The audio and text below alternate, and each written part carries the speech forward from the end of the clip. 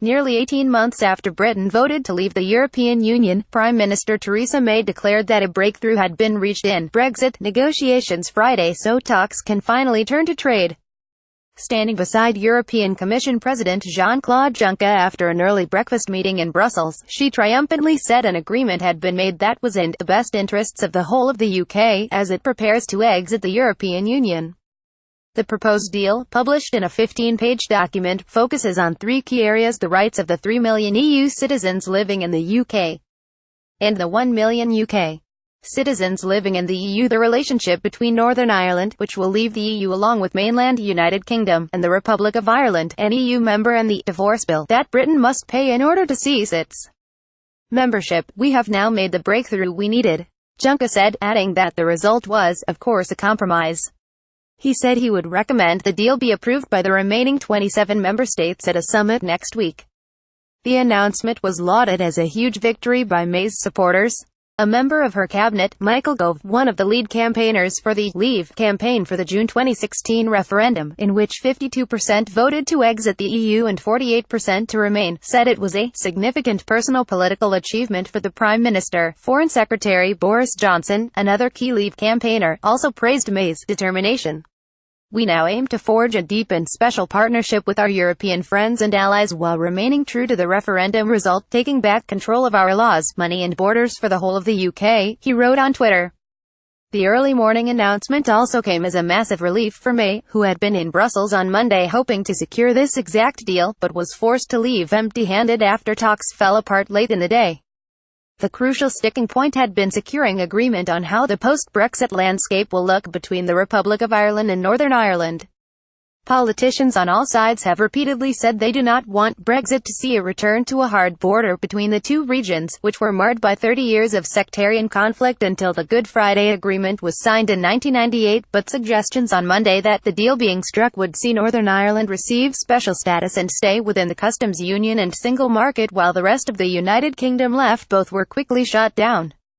Northern Ireland's staunchly pro-Brexit Democratic Unionist Party, which May is currently dependent on to maintain a majority in Parliament, announced Monday that it was not happy with the terms being proposed in government.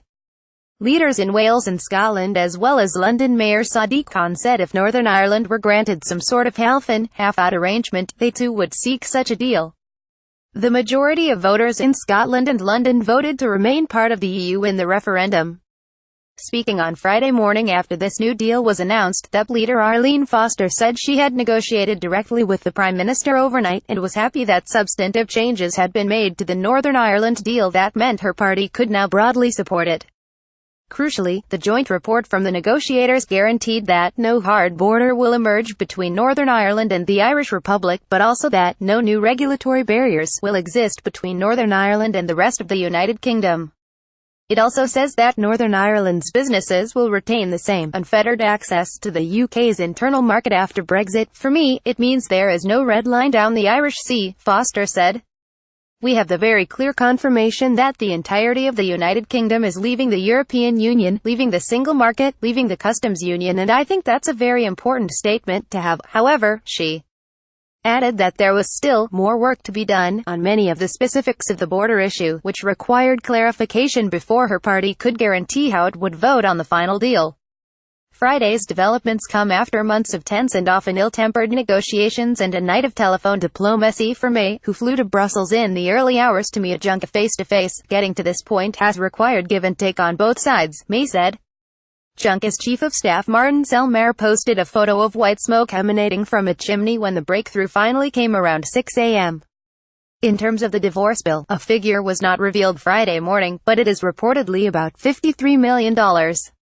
And regarding the rights of EU citizens in the UK, and vice versa, the deal protects their right to live, work and claim access to benefits in the country they reside in. But the European Court of Justice will be the ultimate arbiter of their rights for 8 years after the final Brexit deal is agreed upon, a clause that has angered many hardcore Brexit supporters who campaigned in the referendum for Britain to take back control of the country's courts and borders. "It's pathetic," said Nigel Farage, former leader of the UK Independence Party. "We will stay part of the European Court of Justice for a further 8 years, which is one of the key reasons people actually voted Brexit. It's just not good enough. If the current deal is approved by the remaining 27 members of the EU, they will give the go-ahead for Brexit talks to turn to the complex issue of trade. That development was welcomed by the markets and business leaders. The British pound rose to a 6-month high against the euro. But there were also early warnings from many corners that even though this first round of negotiations is over, much hard work remains and those negotiations could prove to be even more fraught. We all know that breaking up is hard, European Council President Donald Tusk said. But breaking up and building a new relation is much harder.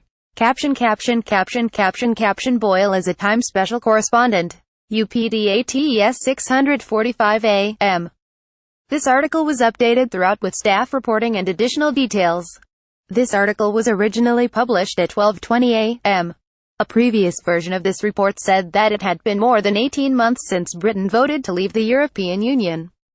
That referendum was on June 23, 2016, less than 18 months ago.